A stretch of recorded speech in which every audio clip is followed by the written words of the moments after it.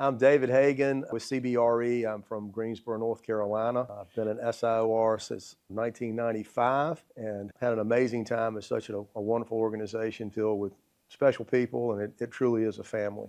I started, to back up, I joined the foundation at the suggestion of some of the older members of the society as a group that I would enjoy being part of and that I could contribute to, and it felt like a good fit, giving back to students in particular. And I actually started a student coaching program for college students in 2012, and this seemed to tie into it extremely well. As a matter of fact, the idea for the program came in about March of, I think, 2013. I had one of my students from Duke University who had probably the most impressive resume I've ever seen. His family immigrated here from the Ukraine. He was born in the United States. He spoke fluent Russian and was interested in a commercial real estate career, but frustrated at what it was costing to fly to Chicago and then fly to New York and then fly to LA.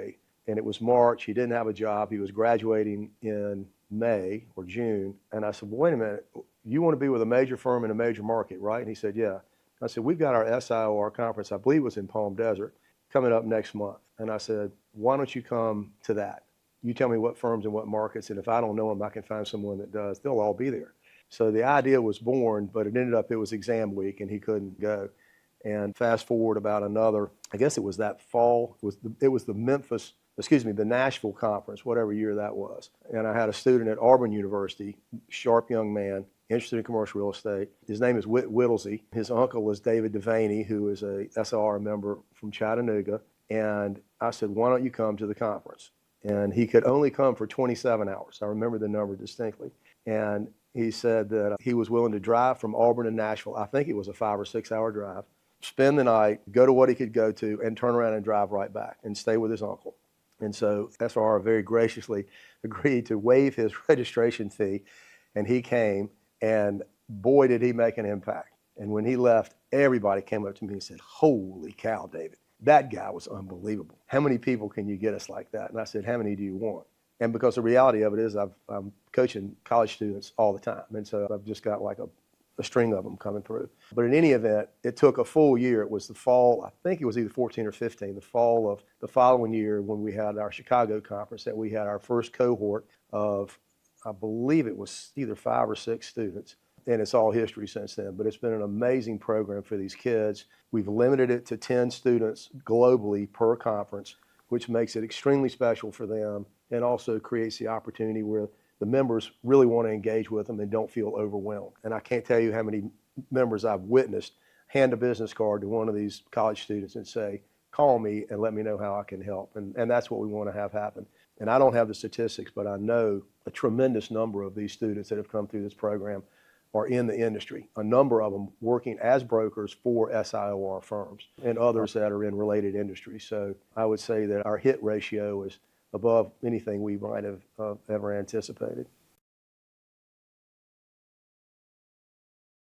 Yeah, well, I think being on the foundation has just been such a great opportunity to serve with like-minded individuals, which frankly, every member of SIOR, I believe, is like-minded. I think it truly is a family. I think there are people that are committed to elevating the industry. I think there are people that are committed to elevating their communities. And I think there are people that are absolutely committed to helping less fortunate individuals. And you can see it in how they conduct themselves. And if you look in their communities, there are fingerprints of SIOR members in every charitable organization there is. And I think it just speaks volumes to the essence of what it means to be a member of this organization. And everybody thinks about and talks about the financial reward, which is definitely there. I mean, the referrals that I've received have far exceeded anything it's cost to be a member. But the financial attributes or payoff is icing on the cake. I mean, it's the relationships and the networking and the opportunities to learn best practices from other professionals that really makes this place special. And I brought my 2 sons with me. They're both in college, like every college student, struggling with what am I going to be when I grow up. And I tell them, I don't know what I want to do when I grow up yet, but I'm having a great time doing what I'm doing. But I said, come see what you think about commercial real estate. And those boys used to come when they were 4, 5, 6 years old to all of these conferences. So they've really enjoyed it a lot. And actually, I think it sparked the interest in their, particularly the older one, in a potential career in commercial real estate. So, but it's a great organization. And these students that we're helping are so far superior to any intellect that I've got. But I'm just so impressed with them, and I think that, but like everybody, they're anxious and they're nervous. What am I going to do? And all they need is a little bit of help and direction. And they come into this opportunity and they're like, wow, this is the greatest thing I've ever done. I mean, every one of them. We've got 9 of them here, and every one of them have told me that this week. So for the SIOR members that are supporting the foundation, we thank you. For the ones that aren't, here's direct proof of where your investment dollars are going. And I can't think of a more positive investment you can make in the future of your industry and this organization than to invest in these kids. This kid from Duke really speaks fluent Russian, but I mean, one of the sharpest people I've ever encountered. But it was March, and all of his buddies had jobs, and he didn't. And he was kind of like, woe is me. And I'm like, Dan, stop. You are a superstar. We've got this.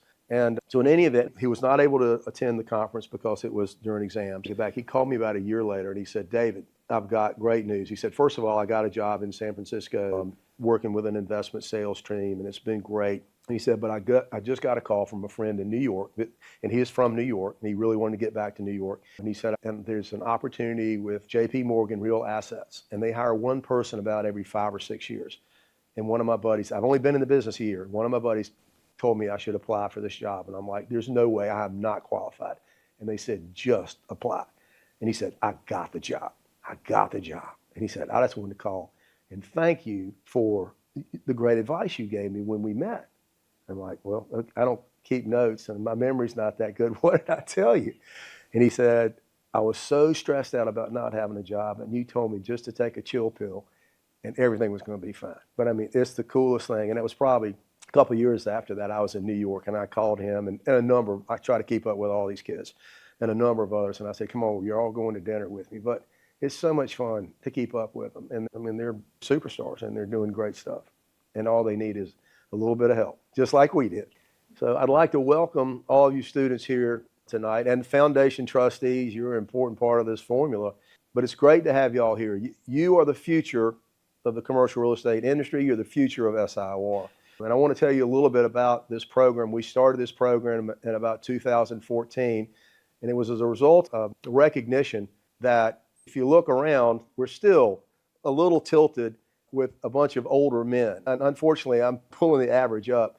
But we thought, how can we engage younger people? How can we get more diversity by gender and race and nationality? How can we really promote this thing? And it occurred to several of us that an opportunity existed that if we could bring students under the tent and let them experience SIOR firsthand, that it would be an unforgettable experience. And we give out, the foundation gives out scholarships all over the country, all over the world, to students that are very deserving, and we're delighted to support. But if you think about it, some of those students don't know where the money's coming from. Some of them, even if they do, probably don't know what SIOR is, and they've never met an SIOR. But this student experience program has a unique opportunity of bringing students and integrating them into our member ranks and into our programming.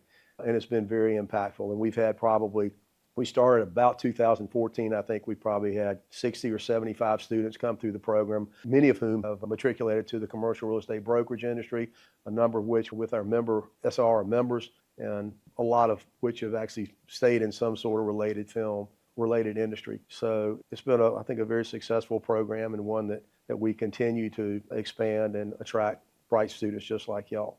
I am passionate about the program, and I'm passionate about these kids, and I've met with 4 of them, I think, this week. I mean, I tell all of them, I said, if you want to sit down with me one-on-one in person and let's talk about your career, and we'll talk about that for 3 or 4 hours if you want to, but then I also want to talk about where you are in your head and your heart and what's holding you back, because these kids are scared. And we were scared when we were their age, but it's exponentially worse now, and it's because of these damn cell phones and social media. And it's just a great opportunity, and everybody ought to be doing it. The kids don't know how to ask for help. All you have to do is open the door and say, hey, I'm here, and I care about you, and I'm interested in your career and your personal development. How can I help? And they're like, what are you talking about? Well, why not? You know, I'm passionate about helping them because I wish I'd had somebody like me when I was their age. What a bumbling idiot, knucklehead, going around making every mistake in the book. You know, just with life, much less in the commercial real estate industry.